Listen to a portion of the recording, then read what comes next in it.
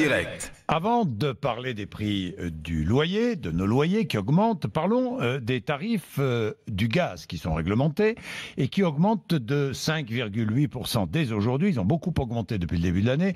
Le gaz a augmenté de 25%.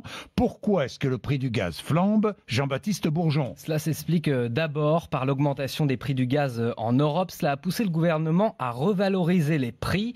Deuxième raison, la hausse des cours du pétrole sur lequel est indexé le gaz. Les coûts de transport, de distribution, de stockage du gaz augmentent. Enfin, la fiscalité au nom de l'environnement. On alourdit les taxes sur les énergies fossiles pour inciter les Français à se chauffer autrement. Au final, la facture moyenne d'un ménage se chauffant au gaz atteint aujourd'hui un record, 1 330 € par an, du jamais vu depuis 6 ans. Eddy Jacquemart, bonjour. Oui, bonjour. Vous êtes président de la Confédération nationale du logement. Oui, le prix du gaz, ça alourdit la facture, si je puis dire. La facture globale, lorsqu'on se loge, lorsqu'on se chauffe au gaz ou lorsqu'on cuisine au gaz.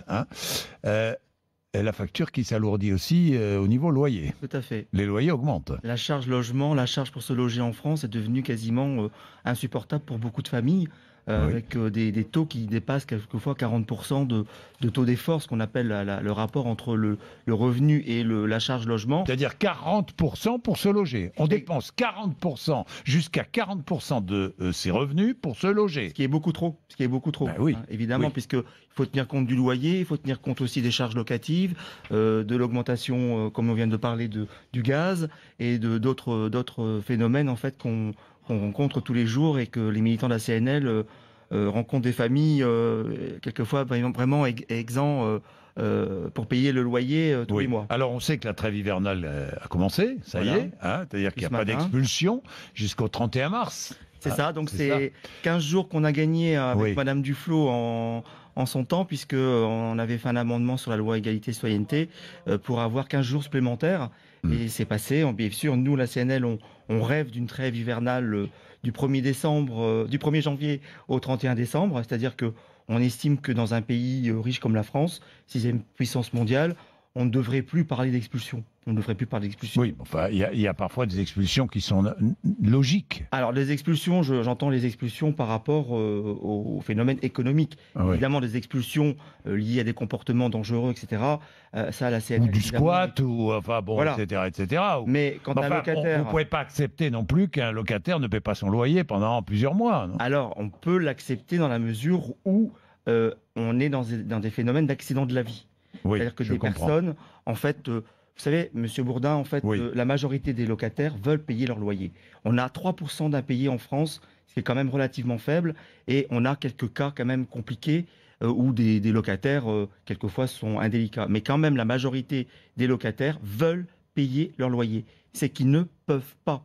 C'est-à-dire qu'une famille qui a un accident de la vie, un décès d'un conjoint, une maladie, un accident tout bête, eh bien quelquefois elle tombe dans la spirale très très vite de l'impayé de loyer. Et nous à la CNL, ce qu'on propose, c'est véritablement réfléchir à une sécurité sociale du logement, c'est-à-dire à une caisse de solidarité nationale qui permettrait justement de compenser les accidents de la vie. Un petit peu, on va calquer un petit peu sur l'assurance chômage. Quand on perd son emploi, on a un amortisseur. Eh bien nous on propose qu'on refonde tous les aides qui sont très compliquées aujourd'hui. Donc aujourd'hui, pour lutter contre les expulsions, c'est quelque chose de très compliqué, c'est le parcours du combattant. Et d'ailleurs, j'appelle les locataires qui seraient en difficulté financière aujourd'hui de tout de suite contacter soit les services sociaux, soit le bailleur, soit la CNL, pour qu'on puisse travailler tout de suite leur copie, pour que à la fin de la trêve hivernale, eh bien, on réussisse à ne pas ce qu'ils soient expulsés. Alors, les propriétaires sont publics ou privés, on est bien d'accord. Évidemment. En ce qui concerne les propriétaires privés, il y a des assurances aujourd'hui qui protègent les propriétaires privés contre les impayés de loyer, on le sait. Les loyers qui augmentent. Sérieusement, là, on est à 1,57 le dernier. Ça fait combien d'augmentations en moyenne depuis le début de l'année là? Là, pour l'instant, les augmentations vont être appliquées sur l'année 2019 avec le 1,57 pour le secteur privé et 1,25 pour le secteur HLM. HLM, 1,25, oui. L'année dernière, dans le secteur HLM, on avait réussi à avoir un gel des loyers avec le fracas de la loi de finances 2018 qui a provoqué beaucoup d'agitation à l'époque, on avait obtenu le gel des loyers. Cette année, il n'y aura pas de gel des loyers. Et nous, les administrateurs, les élus des locataires dans les conseils d'administration des bailleurs sociaux, ont déjà voté contre cette mesure. Puisque 1,25 aujourd'hui d'augmentation pour les locataires du parc social, c'est beaucoup trop, compte tenu aussi de tout ce qui va se passer sur les aides personnelles au logement, puisque vous savez que le président Macron, il a déjà pris 5 euros depuis plus d'un an dans la poche de tous les locataires, que les aides personnalisées au logement l'année prochaine vont baisser de 2 milliards d'euros en globalité dans le budget. Ça veut dire qu'il y a quand même des familles l'année prochaine qui vont perdre véritablement du pouvoir d'achat en termes pour payer le logement.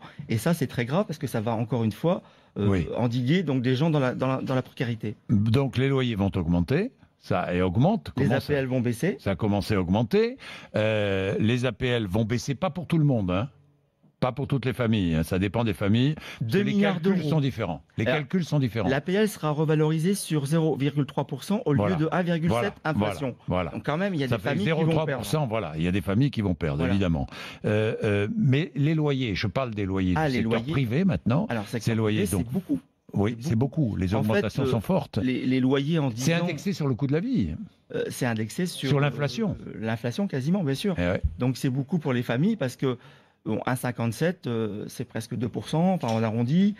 En plus de ça, il y a aussi le système d'offre et de la demande, parce que là, c'est l'augmentation légale, mais vous avez aussi le prix du marché, c'est-à-dire qu'il y a des propriétaires dans des zones tendues qui fixent librement leur loyer. Évidemment. Donc, ça veut dire qu'ils fixent des loyers très chers. Ceci dit, la loi permet de limiter les loyers. Hein. Ah oui, elle a été adoptée. Elle a été adoptée, mais le problème, enfin adoptée, le problème, c'est que Madame Duflot, qui avait lancé l'encadrement des loyers, là, dans les 2 villes expérimentales, Lille et Lyon et Paris, l'encadrement des loyers, en fait, il a été débouté par le tribunal administratif. Non, mais ça y est, la loi est maintenant, la loi est repassée, là je vois, non, donc c'est impossible. La loi, en fait, encadrer les loyers, c'est impossible aujourd'hui. Encadrer les loyers, ça serait possible, mais il faut qu'on puisse véritablement mettre en place un répertoire des loyers, comme l'ont fait les voisins allemands avec leur miroir des loyers, un encadrement organisé, contrôlable, vérifiable, ce qui n'est pas du tout le cas avec les dispositions qui sont actuellement dans les tuyaux